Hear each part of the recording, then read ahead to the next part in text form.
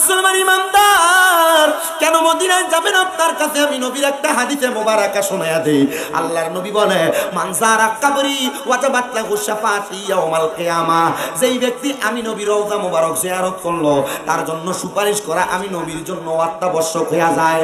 আরে নবী যদি আপনার জন্য সুপারিশ করে, আপনার জান্নাতে যাওয়া কেউ আটকাইতে পারবে না। ইয়া রাসূলুল্লাহ, নবী গো, ও দয়ার নবীজি, আপনি নবীর রওজা মোবারক বারবার জিয়ারত করতে পারি নাই। আমি আমার নবীজির রওজার সামনে দাঁড়ায়া দাঁড়ায়া তিনটা কথা বলেছি, ইয়া রাসূলুল্লাহ, আমি অল্প বয়সে আপনার রওজার সামনে আসছি, আলহামদুলিল্লাহ। দ্বিতীয় আমার আরেকটা আশা, আমি যেন আমার মা বাবারে নিয়ে আপনার রওজার সামনে আসতে পারি, আপনি দোয়াটা কবুল করেন। ও মায়ার নবী, বাংলাদেশে ওয়াজ মাহফিলে গেলে কত মানুষ নিয়ে ওয়াজ করি, তারা তো আপনি নবীর পাগল, আপনি নবীর উম্মত, আপনি নবীর আশেক, আপনি তাদেরকে একবার হইল মক্কা মদিনা দেখার সুযোগ করে দিয়া। আমার মুসলমান, আমি কত মানুষ দেখছি মদিনা শরীফের দিকে তাকায়া তাকায়া চোখের পানি ফালে কান্দে। নবীজির ওই আশেক, উনি বলেন আমি সারাটা জীবন নবী নবী বলে কান্না করতেছিলাম। আমার বয়স 45 হয়ে গেছে, আমি নবীকে দেখার জন্য দুরূদ পড়ে পড়ে কান্দি, তাহাজ্জুদ পড়ে পড়ে কান্দি, কিন্তু আমার আল্লাহ তাআলা আমার নবীর দিদার আমার দেখায় না। হায়রে, যখন আমার নবীর আমার দিদার দেয় না, আমি আমার আল্লাহ তাআলার কাছে বারবার কান্না করতে লাগলাম।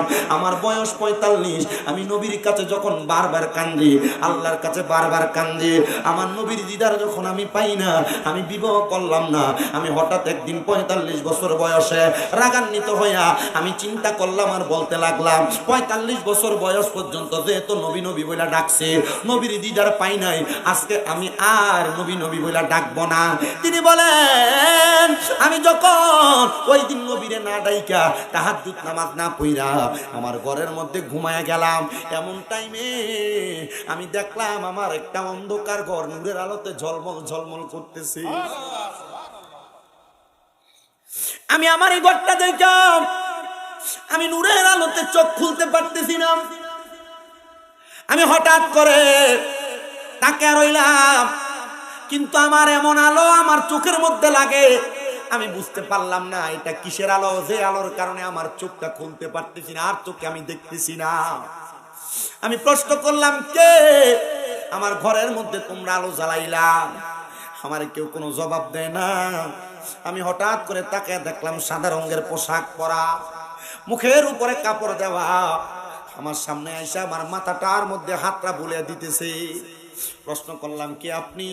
উনি আমার জবাব দেয়, হে আমি নবীর আশিক, হে আমি নবীর প্রেমিক, যেই নবীকে দেখার জন্য প্রত্যেক দিন তাহাজ্জুদের নামাজ আদায় করতাম, যেই নবীকে পাওয়ার জন্য সব সময় দুরূদ শরীফ আদায় করতাম, আমি সেই রাহমাতাল লিল আলামিন নবীজি।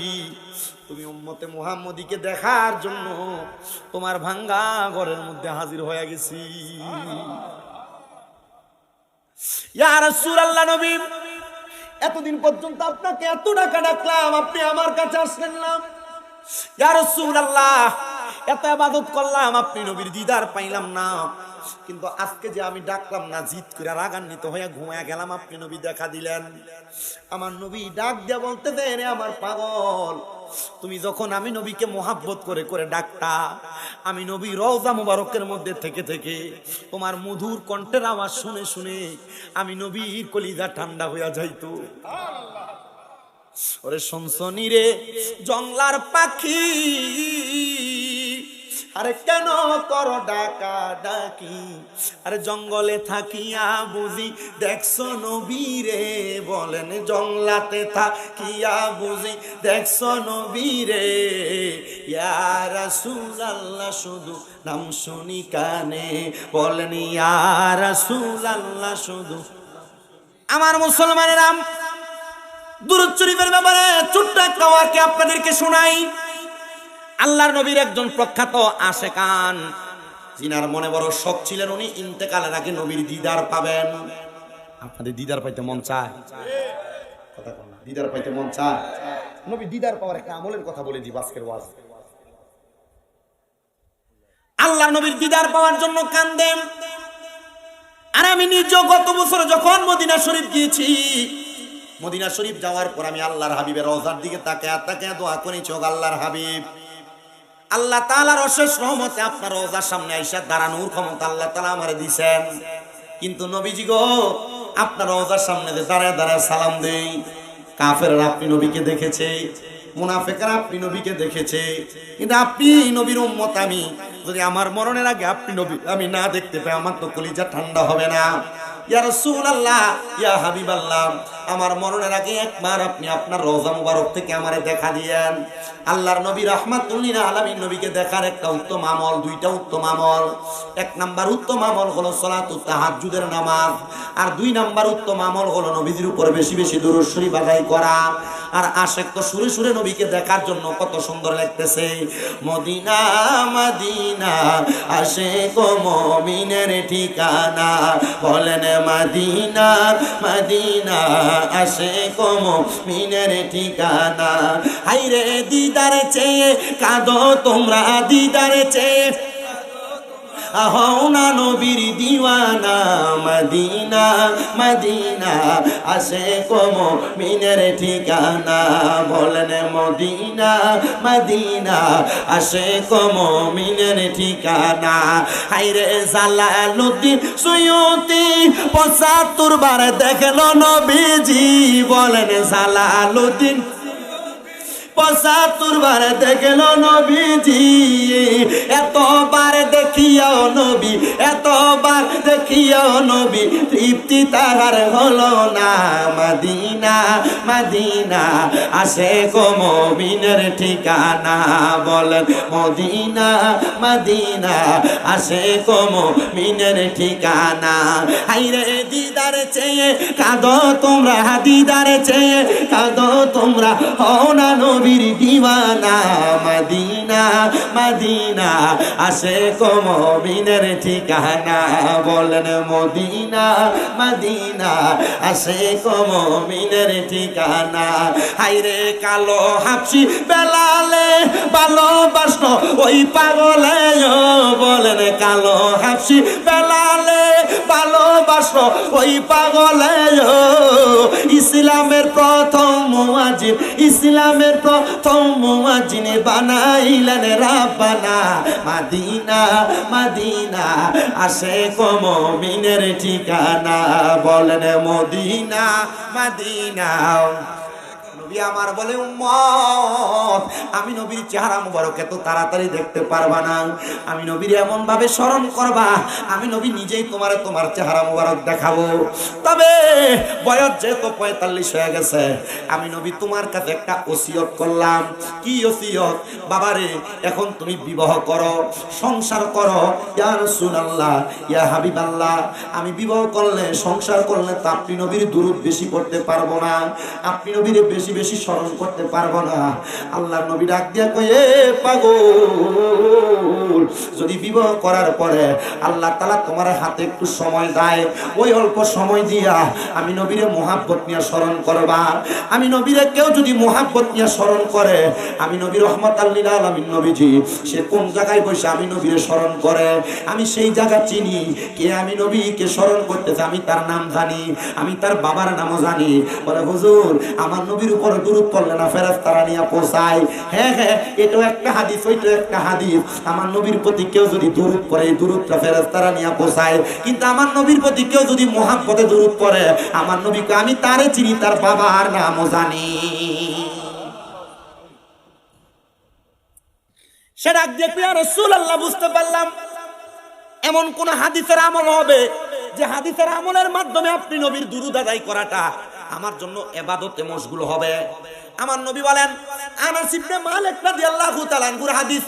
আনাস ইবনে মালিক রাদিয়াল্লাহু তাআলা আনহু আমার নবীকে প্রশ্ন করে, ইয়া রাসূলুল্লাহ, আপনি নবীর প্রতি আমি কত দুরূদ আদায় করব? আমি সারাটা ২৪ ঘন্টার সময়কে আমি দুই ভাগে ভাগ করব।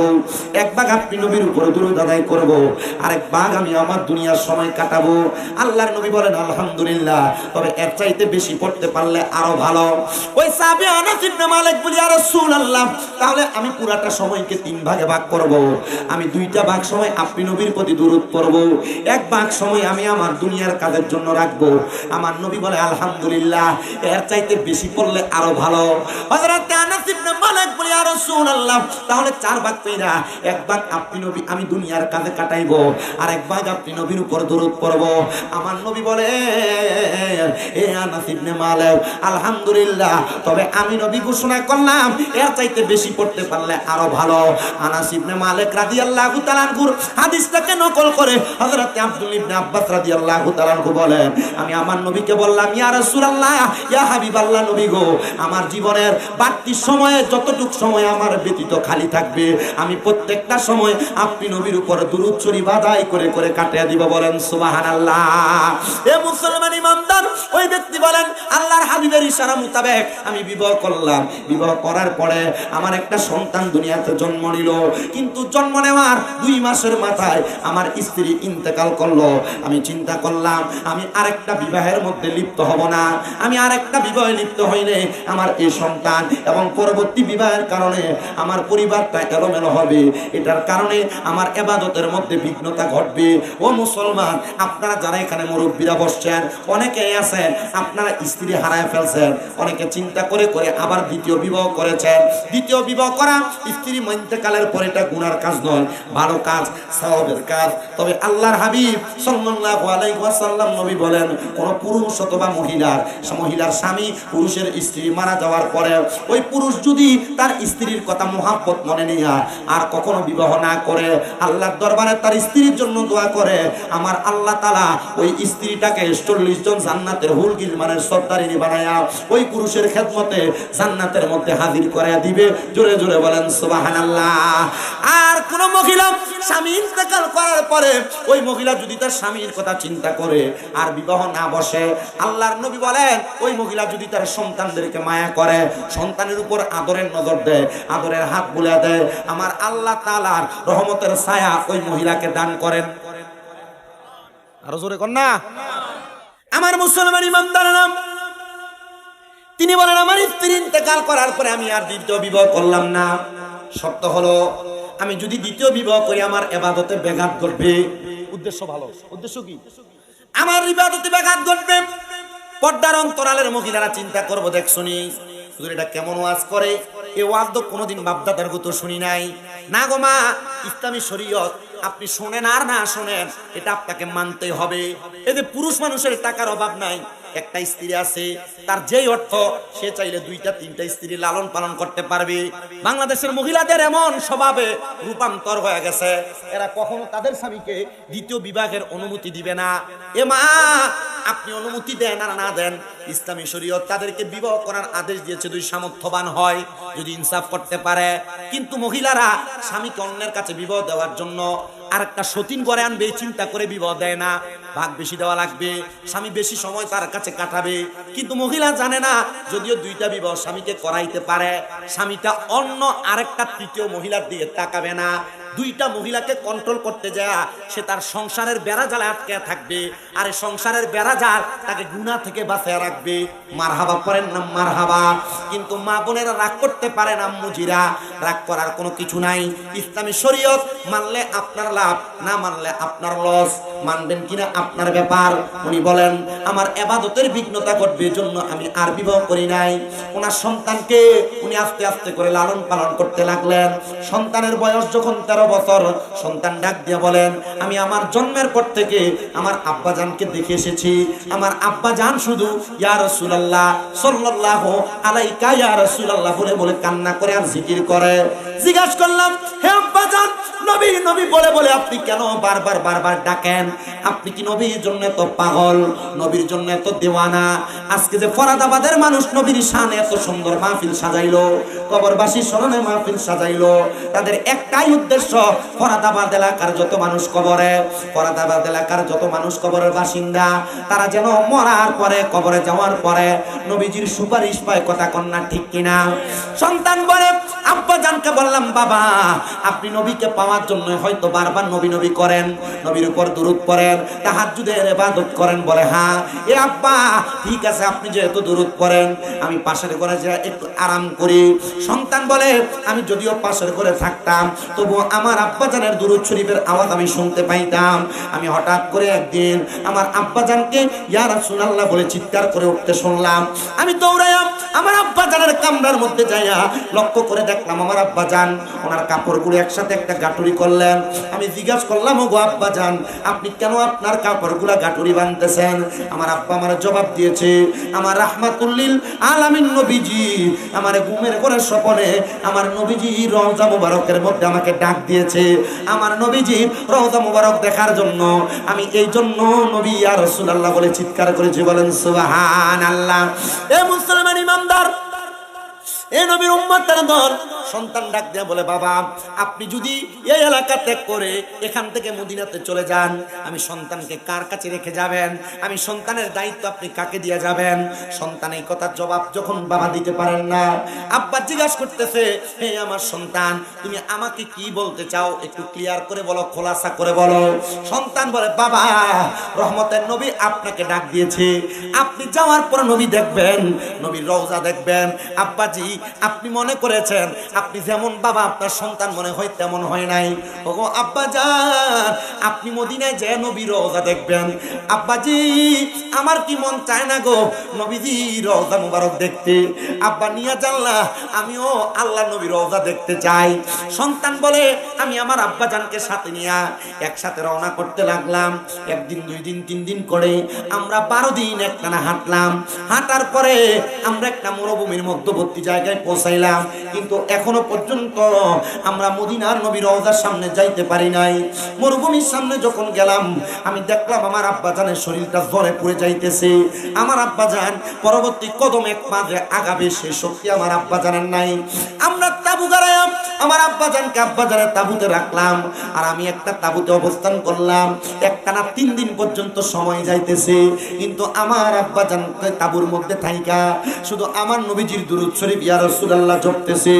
আমি বলতে লাগলাম, ওগো আব্বাজান আপনি যে ইয়া রাসূলুল্লাহ জপতেছেন নবীকে পাওয়ার জন্য, আব্বুজি আপনি বলেন না আপনি কি আমার নবীজিকে চোখ দিয়া দেখছেন বা দেখবেন? বলে দেখার জন্যই তো নবী নবী বলে ডাকি। ও মুসলমান ইমানদার, সন্তান বলে তৃতীয় দিন রাত্রবেলা যখন আমি ঘুমাইতে গেলাম আমার তাবুর মধ্যে, আমার আব্বাজান ওনার তাবুর মধ্যে, আমার আব্বাজানের তাবু থেকে আমার তাবুতে আব্বাজানের দুরূদের আওয়াজ শুনতে পাইতাম। হঠাৎ করে তৃতীয় রাতে আমি দেখলাম আমার আব্বাজানের গলার কোনো আওয়াজ আসতেছে না, দুরূদ শরীফের আওয়াজ আমার কানে আসতেছে না। আমি একটু ভয় পেয়ে গেলাম। আমি আমার ঘর থেকে তাবু থেকে বের হইয়া আমার আব্বাজানের তাবুতে যেয়ে দেখলাম আমার আব্বাজানের শরীরটা একবারে নিস্তেজ, সেজদার মধ্যে পড়ে আছেন। আমি আমার আব্বাজানের পুরাটা শরীরের মধ্যে ধরতে লাগলাম। আমি দেখলাম আমার আব্বাজানের শরীরটা একবারে ঠান্ডা হয়ে আছে। আমি আমার আব্বাজানের ডান দিকে যখন ধরলাম আমার আব্বাজান কাজ হয়ে বাম দিকে পড়ে গেছে। আমি নাকি মুখে হাত দিয়ে দেখলাম আমার আব্বাজান এখান থেকে আর নড়াচড়া করেন না, কোনো নিঃশ্বাস ফেলান না। আমি বুঝতে পারলাম আমার আব্বাজান দুনিয়া থেকে ইন্তেকাল করেছেন। ইন্না লিল্লাহি ওয়া ইন্না ইলাইহি রাজিউন। ও মুসলমান, কোন মুসলমানের ইন্তেকালের খবর শুনলে দোয়াটা পড়বেন। আল্লাহর নবী বলে কেউ যদি পড়ে তার ইন্তেকালের পরে তার জন্য তার এলাকার মানুষ এমন ভাবে দোয়া করবে, জোরে সুরে পড়েন সুবহানাল্লাহ। ওই ব্যক্তি বলেন আমার আব্বাজানের মৃতদেহটা নিয়ে আমি কিছুক্ষণ পর্যন্ত কান্না করতে লাগলাম। ওয়াক্তে ফজর হয়ে গেছে, আমি ফজরের নামাজের মধ্যে দাঁড়াইলাম, দাঁড়ায়া নামাজ আদায় করলাম, কিন্তু পাশে আমার মৃত বাবার দেহটা পড়ে আছে। আমি নামাজ শেষ করে মুনাজাতের মধ্যে কান্না করতে লাগলাম। আমি যখন মুনাজাতের মধ্যে কান্না করতেছি, আরে আমি কান্না করতে করতে আল্লাহর কাছে বলি, ওগো আল্লাহ আমার আব্বাজানকে মরুভূমির মাঝখানে মরে গেছেন, কে আমার আব্বাজানের জানাজা পড়াবে, কে আমার আব্বাজানকে গোসল দিবে, কে আমার আব্বাজানকে দাফন করবে? আমি একা সন্তান, আমি আমার আব্বাজানকে একা একা তো করতে পারবো না। আমার আল্লাহ তাআলার প্যারা হাবিবের ওই আশিকের ইন্তেকালের পরে নবীর আশিক যদি মারা যায় মরণ নিয়ে কোনো টেনশন করা লাগে না। নবীর প্রেমিক যদি মারা যায় মরার পরে কোনো চিন্তা থাকে না, টেনশন থাকে না, কারণ নবীর আশিক জানে নবীর আশিকের মরার পরে তার কবরে রাহমাতাল লিল আলামিন নবী আসবে।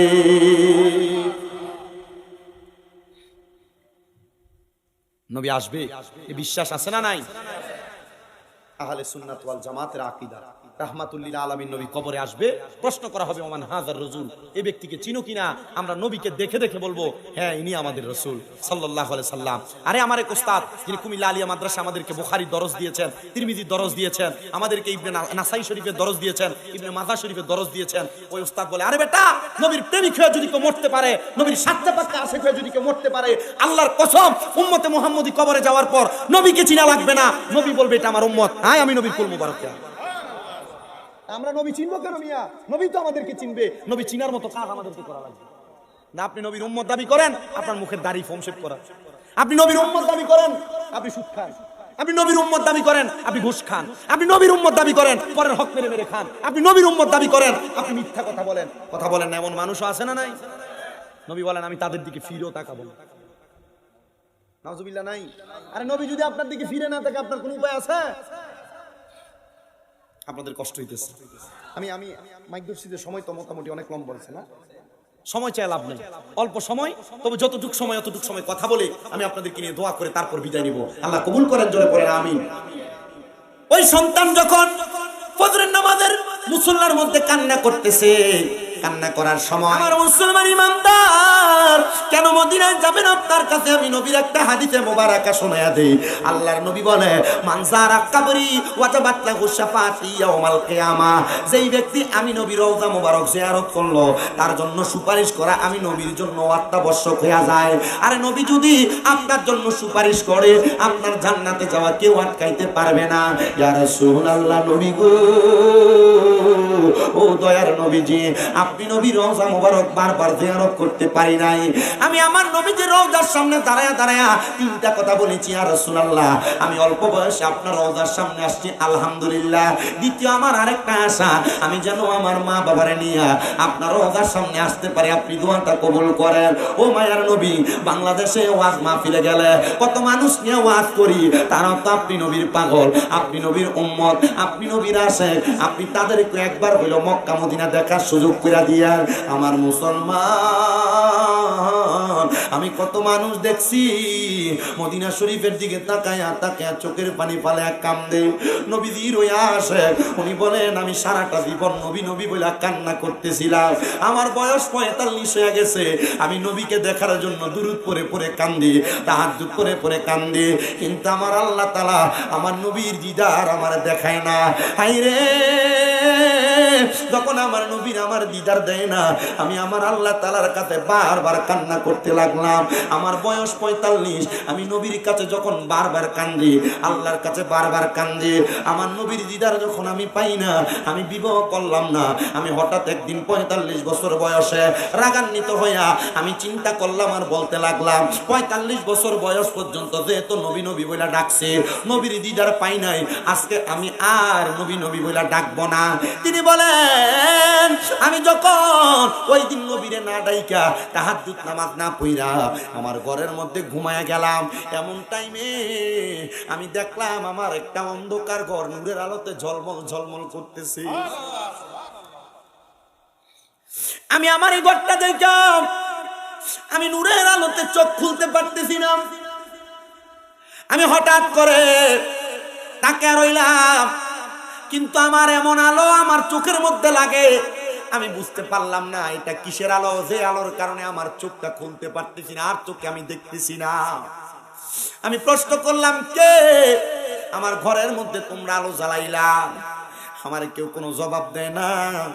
আমি হঠাৎ করে তাকিয়ে দেখলাম সাদা রঙের পোশাক পরা, মুখের উপরে কাপড় দেওয়া, আমার সামনে আইসা আমার মাথাটার মধ্যে হাতটা বুলিয়ে দিতেছে। প্রশ্ন করলাম কে আপনি? উনি আমার জবাব দেয়, হে আমি নবীর আশিক, হে আমি নবীর প্রেমিক, যেই নবীকে দেখার জন্য প্রত্যেক দিন তাহাজ্জুদের নামাজ আদায় করতাম, যেই নবীকে পাওয়ার জন্য সব সময় দুরূদ শরীফ আদায় করতাম, আমি সেই রাহমাতাল লিল আলামিন নবীজি। তুমি উম্মতে মুহাম্মদীকে দেখার জন্য তোমার ভাঙ্গা ঘরের মধ্যে হাজির হয়ে গেছি। ইয়া রাসূলুল্লাহ, নবী এতদিন পর্যন্ত আপনাকে এত টাকা ডাকলাম, আপনি আমার কাছে আসলেন না। ইয়া রাসূলুল্লাহ, এত ইবাদত করলাম, আপনি নবীর দিদার পাইলাম না। কিন্তু আজকে যে আমি ডাকলাম না, জিদ করে রাগান্বিত হয়ে ঘুমায়া গেলাম, আপনি নবী দেখা দিলেন।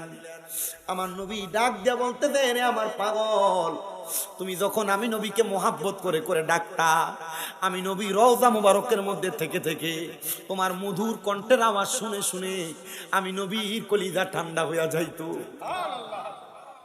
ওরে শুনছনি রে জংলার পাখি,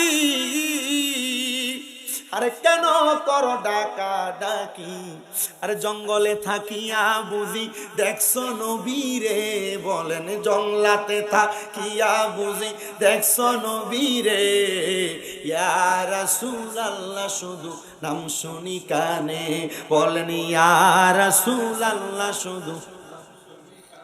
এগুলো কিন্তু আমার এই বয়স্ক বাবারা, আপনাদের পূর্ববর্তী বয়স, আপনার এগুলো অনেক শুনছেন, কিন্তু এখন এগুলো বন্ধ। এখন বিয়ে বাড়িতে ডিজে পার্টির কনসার্ট আর গান বাজনা, আগে বাড়িতে বাড়িতে কোরআন তেলাওয়াত সবিনা খতম হইতো, এখন সব বন্ধ হয়ে গেছে। কোরআন তেলাওয়াত আর সবিনা খতম, সকালে মাইক লাগাইলে কারে কি লাগায় রাখছে, বন্ধ করে ঘরে নিরাল ফললো তো আল্লাহ সওয়াব দেয়।